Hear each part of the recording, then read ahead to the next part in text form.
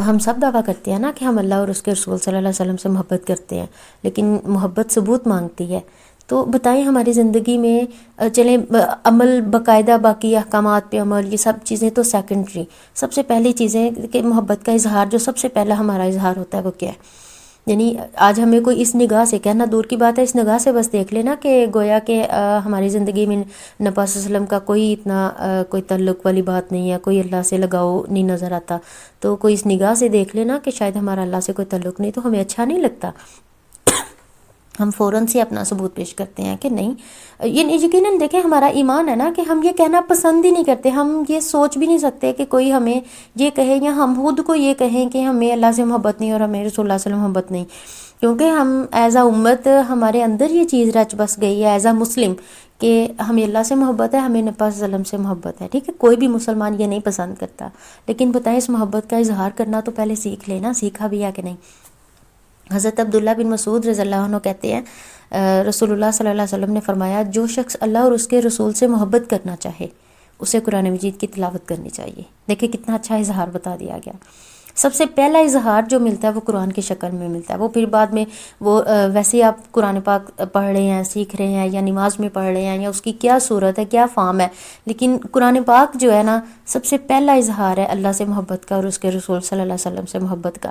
یعنی ایک ہے ایمان کا اظہار، ایک ہے ہماری محبتوں کا اظہار، محبتوں کی یہاں جو ہے وہ چیک چل رہا ہے، یہاں پہ محبتوں کا امتحان ہو رہا ہے کہ کون کیسے ہے اس محبت میں۔ تو بتائیں آپ کی زندگی میں قرآن پاک کس درجے کا ہے، کس نوعیت کا ہے، کتنا ہے؟ تو اسی طرح کی محبت ہے آپ کی۔ آپ لاکھ کہیں کہ میں اتنا بڑھ چڑھ کے آپ بتائیں کہ میں اللہ اور اس کے رسول سے محبت کرتی ہوں، لیکن آپ کی زندگی میں قرآن کتنا شامل ہے وہ واضح ثبوت ہے کہ آپ کی محبت کا پیمانہ کیا ہے۔ آپ خود ہی ماپ لیں اس سے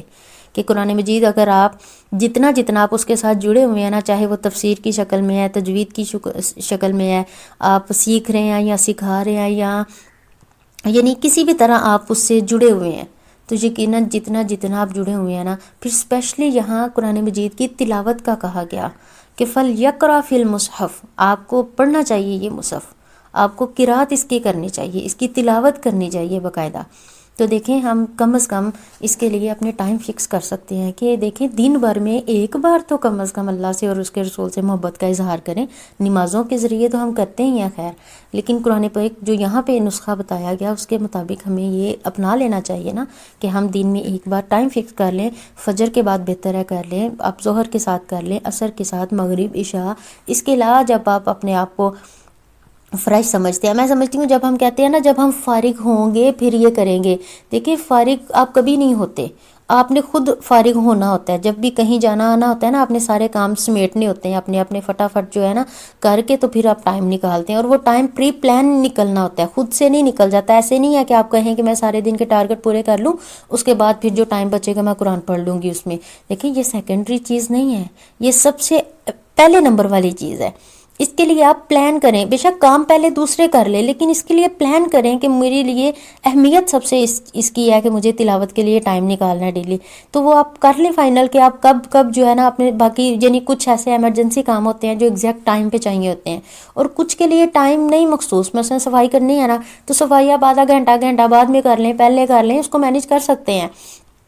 تو آپ اس کے لیے ٹائم نکالیں کہ مجھے قرآن مجید کی تلاوت، اور اس کے لیے میں کہتی ہوں سب سے جو فریش ٹائم ہے نا وہ رکھیں قرآن مجید کی تلاوت کے لیے، کہ آپ کو لطف آئے قرآن مجید کی تلاوت کا، آپ کو اس میں مزہ آنے لگے۔ وہ ہم نے حدیث دیکھی تھی نا کہ جس میں بتایا گیا تھا کہ قرآن میں مہارت رکھنے والا انسان جو ہے وہ کل معزز فرشتوں کے ساتھ ہوگا، اس کا جو ہے وہ قیام ان کے ساتھ ہوگا، ان کا شمار ان معزز فرشتوں کے ساتھ ہوگا۔ تو مہارت کیسے آئے گی؟ ایویں بس روز فارمیلٹی کے لیے پڑھنے پہ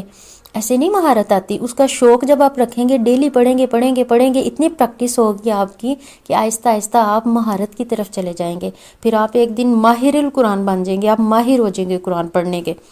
تو اس کے لیے پھر آپ کو فریش ٹائم سلیکٹ کرنا ہے اپنے دن میں، کوئی ایک ٹائم، میں کہتی ہوں چاہے 10 منٹ نکال لیں، 5 منٹ نکال لیں، لیکن اس کو ٹائم دیں، باقاعدہ محبت کے ساتھ ٹائم دیں، وہ ٹائم دیں۔ اگر وہ نہیں دے سکتے کم از کم کھول لیں، تلاوت کرنی شروع کریں، ایک نیکی دوسری نیکی کی رغبت دلاتی ہے، ایک نیکی دوسری نیکی کو کھینچتی ہے، ایک نیکی کرنے سے دوسری نیکی کی توفیق ہوتی ہے، آپ ایک بار قرآن پاک کھولنا تو شروع کریں انشاءاللہ، آہستہ آہستہ پھر آپ اس کے پڑھنا شروع کر دیں گے، آہستہ آہستہ آپ کے اندر اتنی رغبت آئے گی کہ آپ اس کے لیے پھر اچھا ٹائم جو ہے وہ فکس کریں گے، آہستہ آہستہ یہ یعنی امپروو ہوگی، اس کی ہر چیز، ہر کوالٹی جو ہے نا اس کی امپروو ہوگی انشاءاللہ۔ تو بس آپ قرآن مجید کی تلاوت کرنے والے بن جائیں انشاءاللہ، یہ ہماری اللہ اور اللہ کے رسول کے ساتھ محبت کا اظہار ہوگا۔ اللہ تعالیٰ قبول فرمائے۔ اب یہ حدیث دیکھ کے کچھ لوگ کہیں گلٹ میں نہ چلے جائیں کہ اس میں تو یہ کہا گیا کہ اللہ کے رسول سے جو محبت ہے وہ قرآن مجید کی شکل میں اظہار ہے۔ دیکھیں اظہار سیکنڈری چیز ہے، اس سے پہلے سکھایا گیا ہے باقاعدہ، یعنی ایکچولی یہ حدیث کیا ہے کہ رسول اللہ صلی اللہ علیہ وسلم نے فرمایا جو شخص اللہ اور اس کے رسول سے محبت کرنا چاہے اسے قرآن مجید کی تلاوت کرنی چاہیے۔ یعنی کچھ لوگوں کا یہ سوال ہوتا ہے نا کہ ہم اللہ اور اس کے رسول سے محبت کرنا چاہتے ہیں لیکن ہم کر نہیں پاتے، تو اصل میں یہ چیز سکھائی گئی ہے، اس کے بعد پھر یہ درجہ ہے کہ جب آپ تلاوت کرتے جائیں گے اس کا مطلب ہے آپ اللہ اور اس کے رسول سے محبت کرتے ہیں۔ اصل میں یہ سکھایا گیا ہے یہاں پہ کہ کیسے اللہ اور اس کے رسول سے محبت کرنی ہے، یعنی اس کا طریقہ کیا ہے، کب اللہ کے رسول کی محبت آپ کے اندر اترے گی۔ کچھ لوگ کہتے ہیں نا ہم کچھ لوگوں کو دیکھتے ہیں کہ وہ اللہ کے رسول کا جب تذکرہ کرتے ہیں یا اللہ کی بات جب کرتے ہیں تو اللہ کی محبت، اللہ کے رسول کی محبت ان کی زبان سے، ان کے لہجوں سے، ان کے رویوں سے، ان کے ایکسپریشن سے یوں جھلک رہی ہوتی ہے، یعنی ہمیں محسوس ہوتی ہے وہ حلاوت جو اللہ کے نبی سے محبت کی ہے، اللہ سے محبت کی ہے۔ تو ہم چاہتے ہیں کہ ہمارے اندر بھی آئے، ہم بھی جب نبی صلی اللہ علیہ وسلم کا تذکرہ کریں تو ہم بھی محبت کے ساتھ کریں، وہ محبت کی وہ والی کیفیت نہیں آتی ہمارے اندر۔ تو اصل میں اس حدیث میں یہ سکھایا گیا ہے کہ جو شخص یہ چاہتا ہے نا اللہ اور اس کے رسول سے محبت وہ کرے، تو اس کو آئے وہ محبت کرنا، تو پھر آپ کو قرآن پڑھنا شروع کر دینا چاہیے، آپ کو قرآن مجید کی تلاوت کرنی شروع کر دینی چاہیے۔ یہ اس بات کی علامت ہے کہ جو آپ قرآن مجید کی تلاوت کریں گے آپ کے اندر اللہ اور اس کے رسول کی محبت بڑھتی چلی جائے گی، بڑھتی چلی جائے گی۔ پھر ایک وقت آئے گا، وہ کیفیت آئے گی کہ جب ہم ایسے لوگوں کو دیکھ کر رشک کرتے ہیں نا کہ ہمارے انداز بھی یوں محبت والے ہوں، تو یقیناً یہ قرآن مجید پڑھنے کے بعد آپ کے یہ انداز بدلیں گے۔ یہ اصل میں سکھایا گیا، اس کے بعد پھر وہ چیز تھی جو پہلے میں نے کہی کہ جو اللہ اور اس کے رسول سے محبت کرتا ہے، اس بات کی علامت ہے، اس بات کا اظہار ہے کہ وہ قرآن مجید جو ہے پڑھتا ہے۔ تو ایکچولی دونوں لازم و ملزوم چیزیں ہیں، وہ اللہ کے رسول کی محبت میں آ کے قرآن پڑھ رہا ہے یا اللہ کی محبت سیکھنے کے لیے قرآن پڑھ رہا ہے۔ اصل وجہ یہی ہے کہ قرآن سے جڑو گے تو اللہ کی محبت آئے گی، اور قرآن سے جڑنا آپ کی محبت کا اظہار ہی ہے۔ ایکچولی یہ بھی تو اظہار ہے نا کہ آپ چاہ رہے ہیں کہ اللہ کی محبت سے یعنی آئے ہمارے اندر، آپ چاہ رہے ہیں کہ نبی صلی اللہ علیہ وسلم کی محبت آئے، تو یہ بھی اس محبت کے اظہار کے لیے مزید آپ کو پھر سیکھنا ہوگا۔ تو یہ اصل میں محبت سکھائی بھی گئی ہے، محبت بتلائی بھی گئی ہے۔